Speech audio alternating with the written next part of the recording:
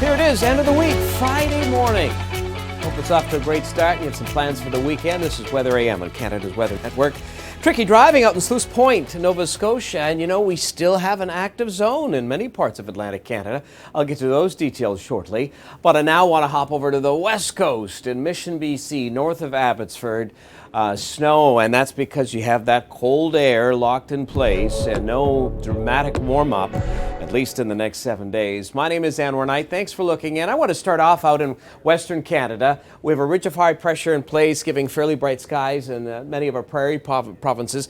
We are tracking this one low, though, for you into British Columbia. That'll likely deliver some snow on the island as we get into Saturday morning, so we will watch that accordingly. But let's get to the nitty-gritty in terms of temperatures. Nothing to brag about here. Minus 10 in Kamloops, minus 3 in Whistler, Tofino 3 degrees, and then as you push down further south, 0 in Vancouver. You had 1 yesterday, so still even a little colder today, and then 2 degrees in Victoria. Now, across the prairies, as mentioned, there will be certainly a little bit of flurry activity, but a clearing out is the trend.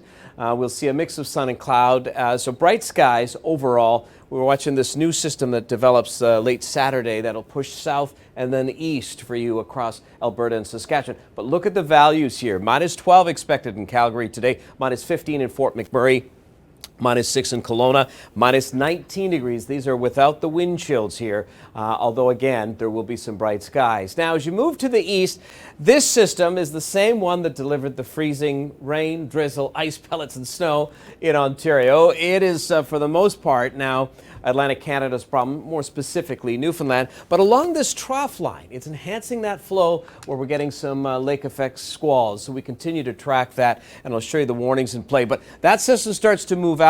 We'll get some sea effect snow pushing in late overnight tonight, western areas of Newfoundland. The wind is a big part of this story. But I wanted to introduce this next player. That'll be a new system that moves in for Saturday afternoon across southern Ontario. It too will skirt up to the northeast, just grazing portions of the Maritimes, but it ramps up to the north, and there it gives you another shot of very strong winds. Now, the warnings in place. So we have snow squall warnings across traditional snowbelt area here in Ontario, and then some weather advisories. This will include Newmarket and Uxbridge, so we're still going to have some tricky driving because of some of these squalls. Generally 10-20 centimeters is in the forecast. And then the wind. We have wind warnings for western areas of Newfoundland, certainly for the southern sections. Look at this, 79, 74, 90 kilometers an hour in St. John's. Would not be surprised.